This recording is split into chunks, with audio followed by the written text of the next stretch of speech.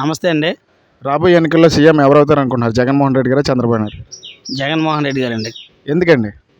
ఆయన ఇచ్చిన సంక్షేమ పథకాలు బాగున్నాయి. దానివల్ల ప్రజాబంధన అందరికీ అందుతున్నాయి బాగాన. అందుకే నెక్స్ట్ జగన్మోహన్ రెడ్డి గారు గెలుస్తారు అని అనుకుంటున్నాను. అలాగే మరి ఈ మధ్య కాలంలో జగన్ గారు మేనిఫెస్టో రిలీజ్ చేయడం జరిగింది. అలాగే చంద్రబాబు నాయుడు గారు కూడా రిలీజ్ చేయడం జరిగింది. ఎవరిది నమ్ముతారు ప్రజలు? మేమైతే జగన్మోహన్ రెడ్డి గారిదే నమ్ముతామండి. మరి గతంలో చంద్రబాబు నాయుడు గారు ఇచ్చిన హామీలన్నీ నెరవేర్చారా? నెరవేర్చలేదండి. 100% జగన్మోహన్ రెడ్డి గారి మేనిఫెస్టోలోనే అందరూ జనాలు నమ్ముతారండి. అలాగే మరి ప్రతిపక్షాలన్నీ ఒక కూటమిగా వస్తున్నాయి. జగన్ గారు సింగిల్గా వస్తున్నారు. ఎలా ఉండబోతున్నాయి ఎన్నికలు? జగన్మోహన్ రెడ్డి గారు గెలుస్తారండి 100%. ఎంతమంది గెలిచినా ఎన్ని కూటమిలు వచ్చినా జగన్మోహన్ రెడ్డి గారు నెక్స్ట్ సీఎం అవుతారండి. అలాగే మరి సచివాలయాల వ్యవస్థ, అలాగే వాలంటీర్ వ్యవస్థ వచ్చి అందరికీ మేలు చేశారా?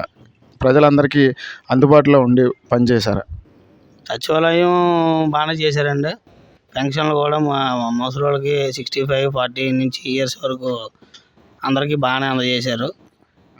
సచివాలయం స్టాఫ్ ఉండడం వల్ల మేలే జరుగుతుందని నేను అనుకుంటున్నాను. అలాగే సంక్షేమాలతో పాటు రైతు భరోసా కేంద్రాలు, గ్రామ సచివాలయాలు, విలేజ్ క్లినిక్లు ఇలాంటివి ఎన్నో పథకాలు పెట్టారని జగన్ గారు చెప్తున్నారు. ఇవన్నీ నిజమే అంటారా?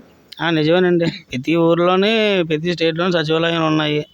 అందరికీ అందుబాటులో ఉన్నాయి. ఇంతకుముందు ఏ డిపార్ట్మెంట్ వెళ్ళినా మనకి పని జరిగేది కాదు. సచివాలయంకి వెళ్తే అన్నీ పని జరుగుతుంది. దానివల్ల ప్రజలందరూ కూడా సచివాలయం ఉండాలని కోరుకుంటున్నారు. ఫైనల్గా మీ ఓటు ఎవరికి? జగన్ గారికి, చంద్రబాబు నాయుడు గారికి? మా ఓటు అయితే జగన్మోహన్ రెడ్డి గారికినండి. Thank you. ఓకే అండి.